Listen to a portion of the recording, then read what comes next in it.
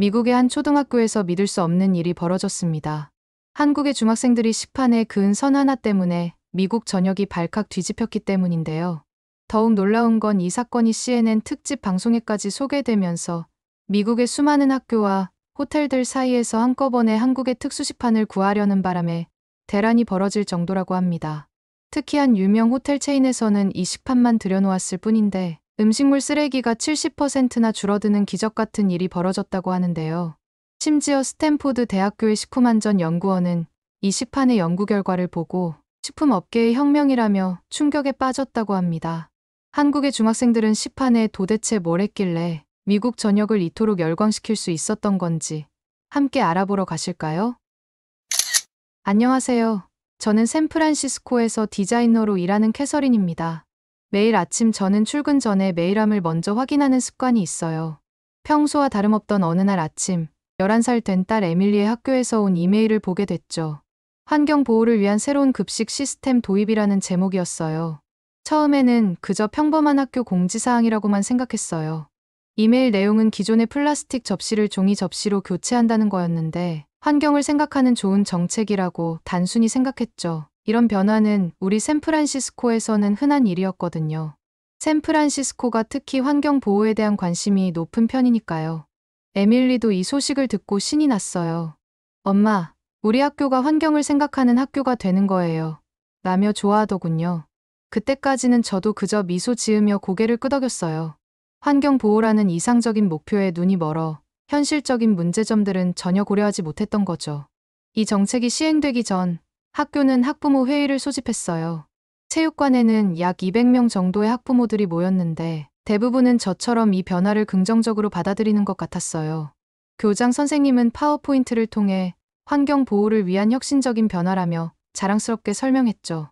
우리 학교는 매년 약 12만 개의 플라스틱 접시를 사용하고 있습니다. 이는 연간 약 1.2톤의 플라스틱 쓰레기를 만들어내는 셈이죠. 이제 우리는 변화를 시작하려 합니다. 하지만 발표가 끝나고 질문 시간이 시작되자 예상치 못한 우려의 목소리들이 나오기 시작했어요.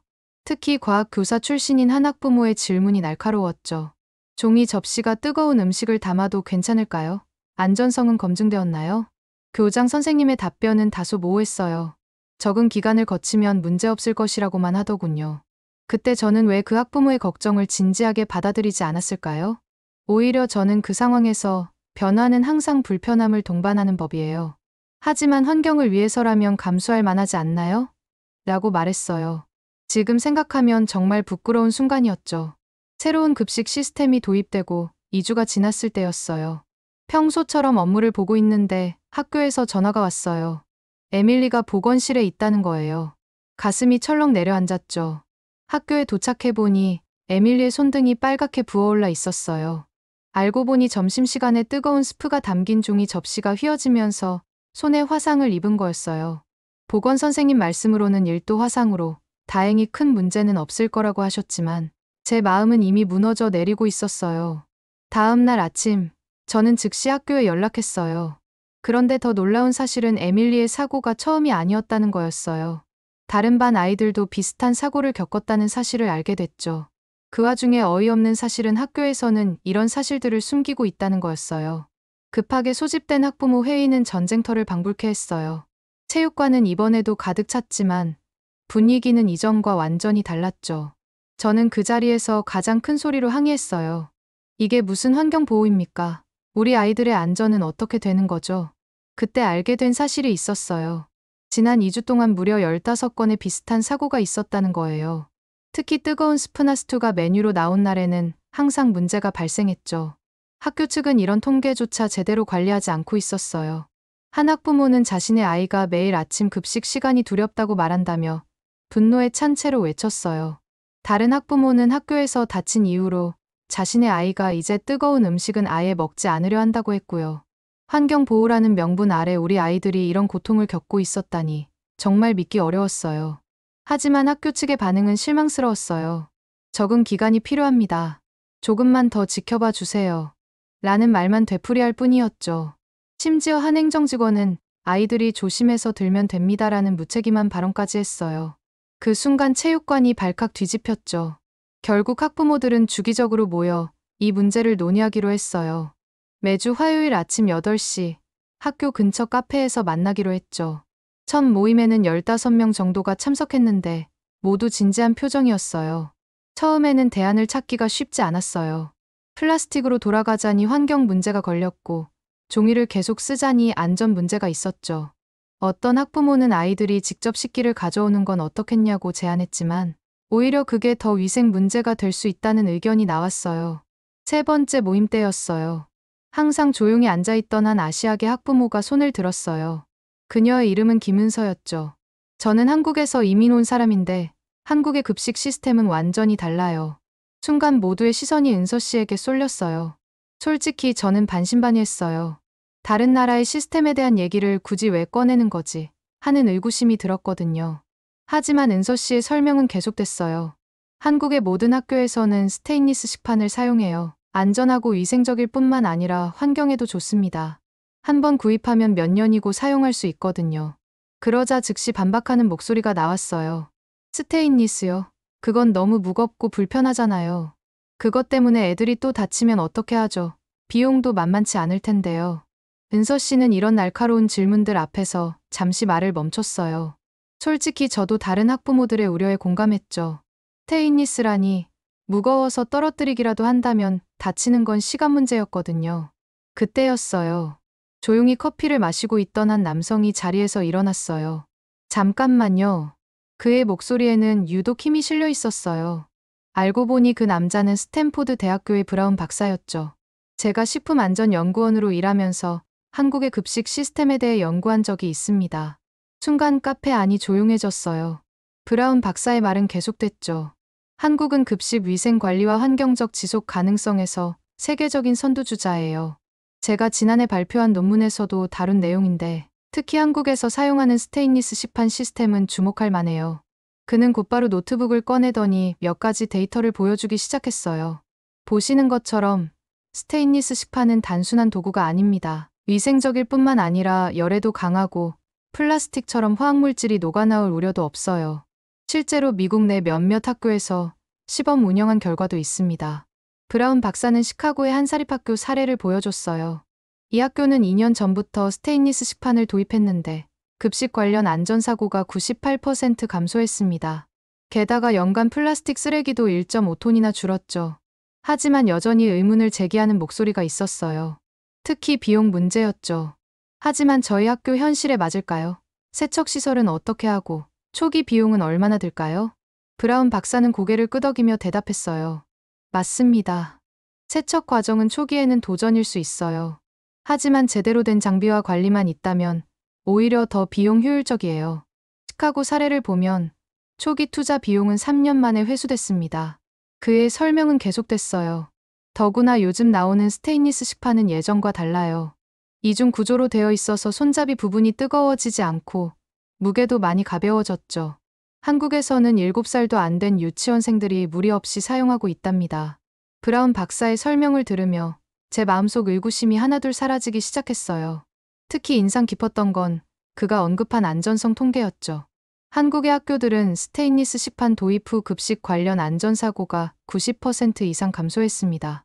이건 단순한 숫자가 아니라 우리 아이들의 안전과 직결된 문제예요. 모임 분위기가 조금씩 변하기 시작했어요.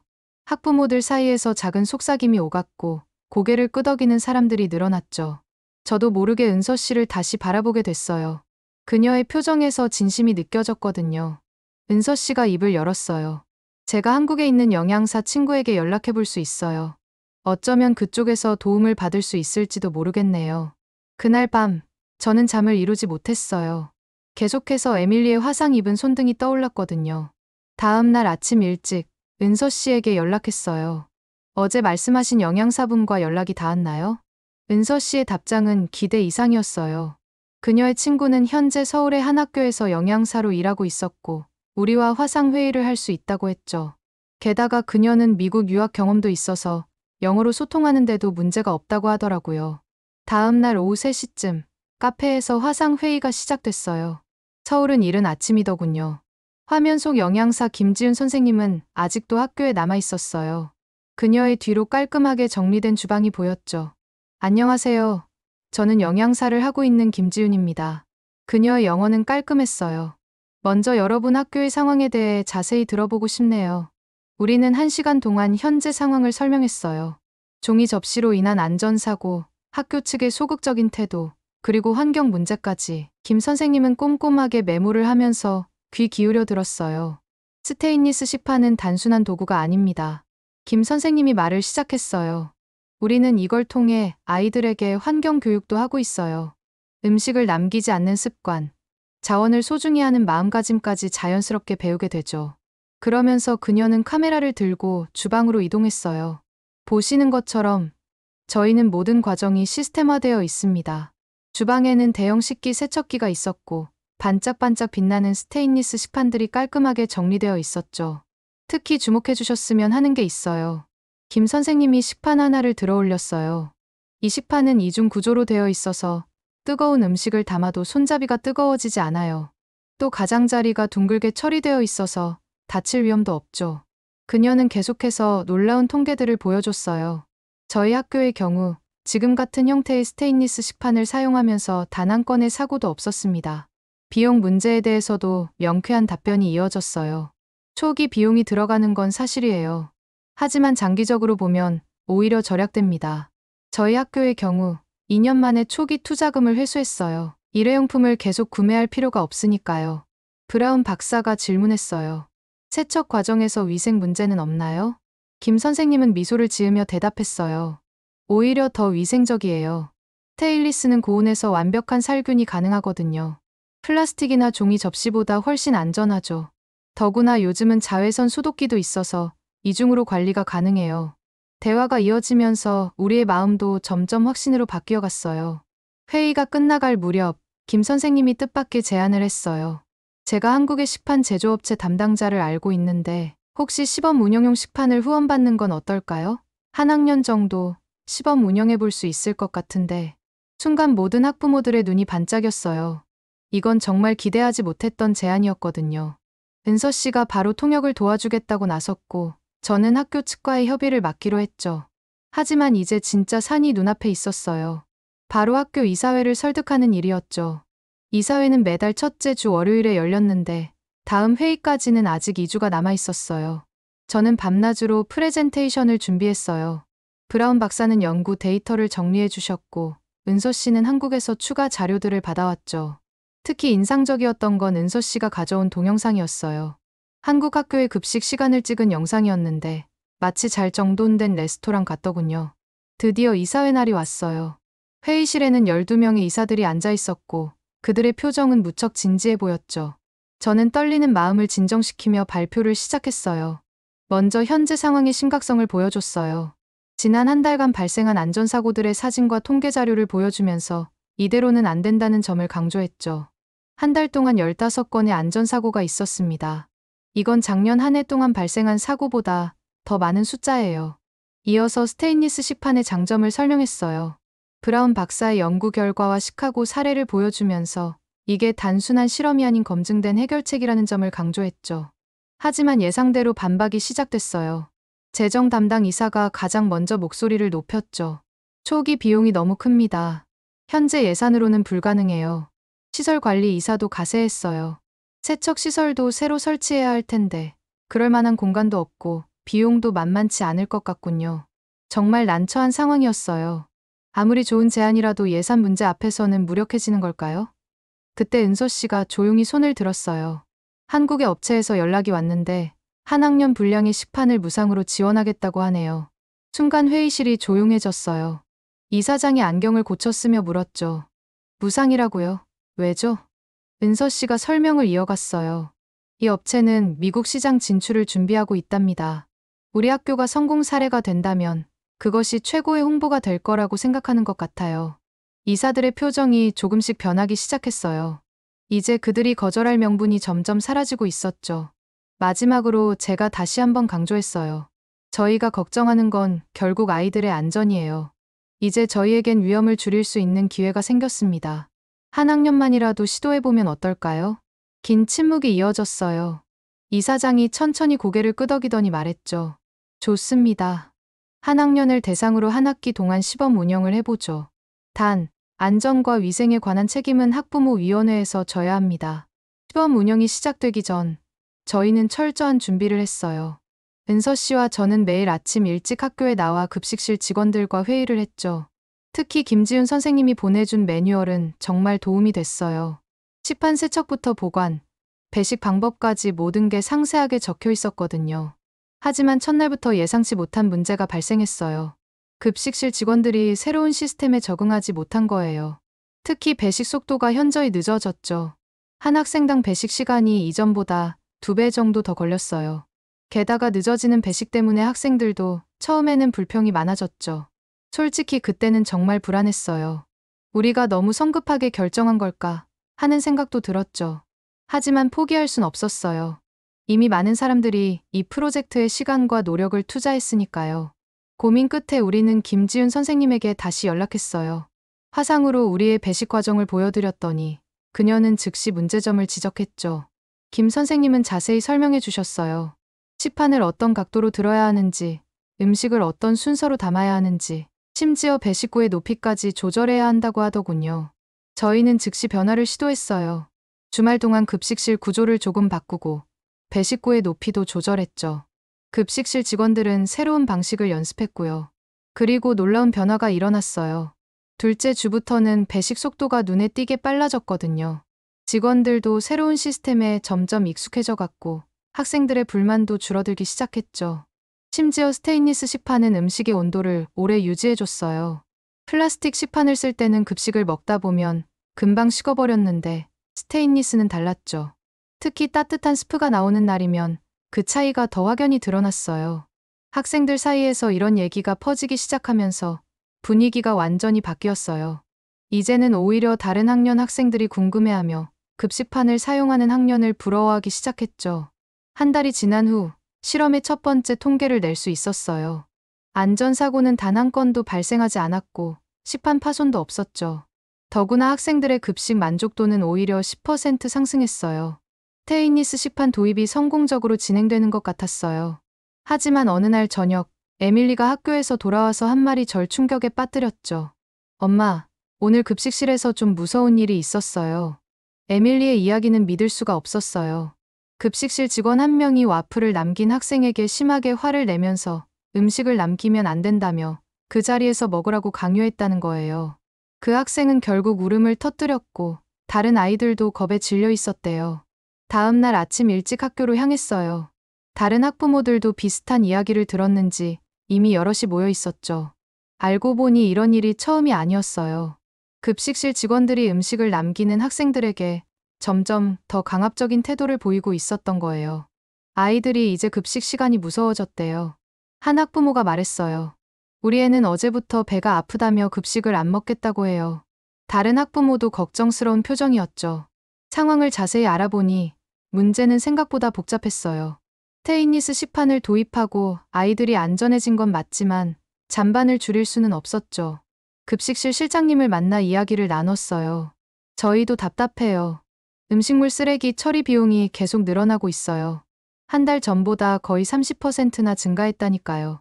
이 문제를 어떻게 해결해야 할지 고민하던 중 우연히 학부모 회의에서 힐튼 호텔의 F&B 디렉터를 만났어요. 마이클이라는 분이었는데 그는 학교에 스테인리스 식판 도입 소식을 듣고 일부러 회의에 참석했다고 하더군요. 저희 호텔도 비슷한 고민을 하고 있어요. 마이클이 말했어요. 환경 문제에 관심이 많은 고객들이 늘어나면서 음식물 쓰레기를 줄여야 한다는 압박을 받고 있거든요. 저는 그 말을 듣고 공감해서 마이클과 함께 이 문제의 해결책을 찾아보기로 했어요. 제가 디자이너로서의 경험을, 마이클은 호텔 운영 경험을 살려 전 세계의 사례들을 찾아보기 시작했죠. 그러던 어느 날 밤이었어요. 수많은 자료를 뒤지다가 우연히 일본의 한 기사를 발견했어요. 일본 최고급 호텔, 한국 중학생의 아이디어로 음식물 쓰레기 70% 감소. 제 눈을 의심할 수밖에 없었어요. 기사를 자세히 읽어보니 나리타 힐튼 호텔이 한국에 무지개 식판이라는 것을 도입해서 놀라운 성과를 거뒀다는 내용이었어요.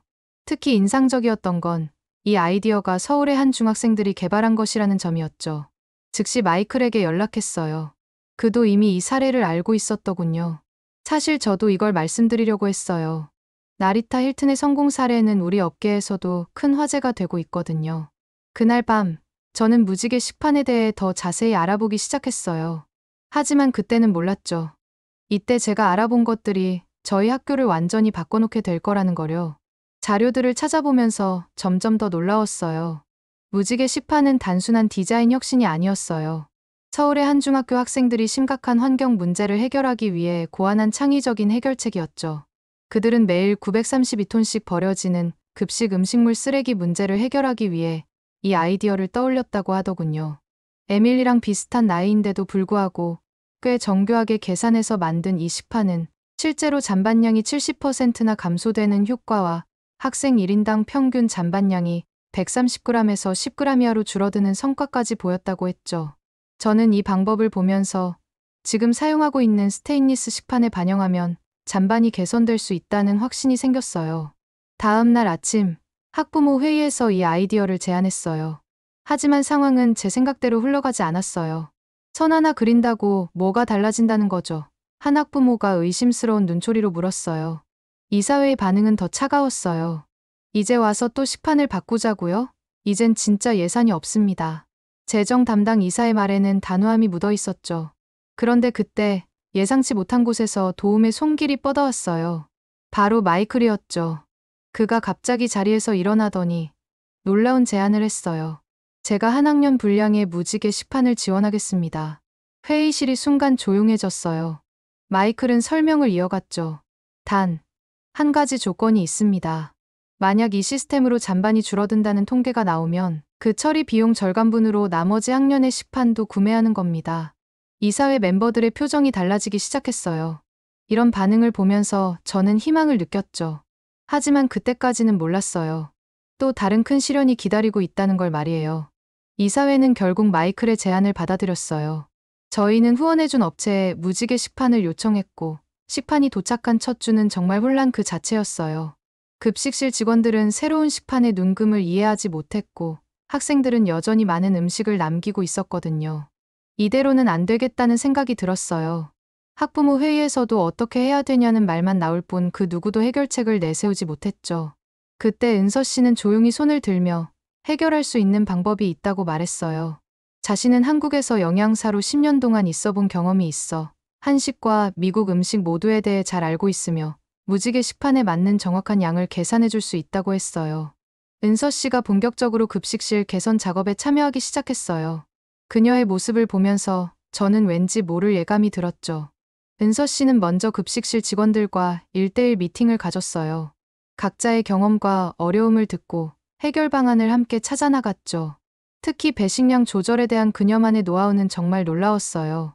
그녀는 각 음식별로 정확한 배식량을 계산하기 시작했어요. 햄버거 패티는 몇 그램이어야 하는지, 파스타는 얼마나 담아야 하는지, 심지어 소스의 양까지도 무지개 식판의 눈금에 맞춰 정확히 계산은 했죠. 일주일이 지나자 첫 번째 변화가 나타났어요. 급식실 직원들이 무지개 식판의 눈금에 익숙해지기 시작한 거예요. 더 이상 혼란스러워하지 않고 자연스럽게 적정량을 담아내기 시작했죠. 두 번째 주에는 더 놀라운 일이 일어났어요. 학생들 사이에서 새로운 문화가 생겨나기 시작했거든요. 아이들이 서로의 식판을 보여주며 깨끗이 다 먹었다고 서로 자랑하기 시작했답니다. 마치 작은 게임처럼요. 한 달이 지났을 때 저희는 첫 번째 통계를 냈어요. 결과는 정말 놀라웠죠. 음식물 쓰레기가 80%나 감소한 거예요. 이사회도 학부모들도 이 결과에 깜짝 놀랐어요. 그런데 이게 끝이 아니었어요. 어느 날 마이클이 흥분된 목소리로 전화를 했어요. 캐서린, 우리 호텔에서도 이 시스템을 도입하고 싶은데 혹시 당신이 우리 호텔용 식기를 디자인해 주실 수 있을까요? 그의 제안을 들으며 저는 직감했어요. 이제 정말 큰 변화가 시작될 거라는 거요.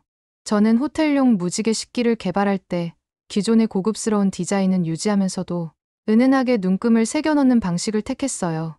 손님들은 그게 특별한 디자인 요소인 줄로만 알았죠. 하지만 그 사소한 변화가 가져온 결과는 어마어마했어요.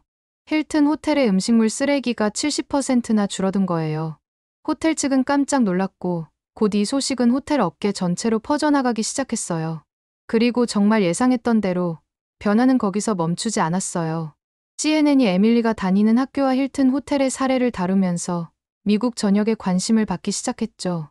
게다가 한국의 지혜가 미국 학교의 급식 문화를 바꾸다라는 특집 프로그램은 엄청난 반향을 일으켰어요. 그 후 에밀리를 포함한 학생들이 급식에 대한 스트레스를 받지 않고 오히려 점심시간만 기다린다고 전해 들었어요. 그리고 호텔 대표나 학교 이사장들은 한국 식판을 수입하고 싶어서 난리라는 소식을 들었답니다. 그래서 그러는데 여러분이 한국에서 사용하는 물건 중에 추천해주고 싶은 건 어떤 게 있을까요? 오늘의 사연은 어떠셨나요? 오늘의 사연이 마음에 드셨다면 좋아요만 한번 눌러주세요. 1초밖에 안 걸리지만 좋아요를 한번 눌러주시면 더 좋은 사연을 소개해드리는데 큰 힘이 된답니다. 긴 영상 시청해주셔서 감사합니다. 오늘도 행복한 하루 보내세요.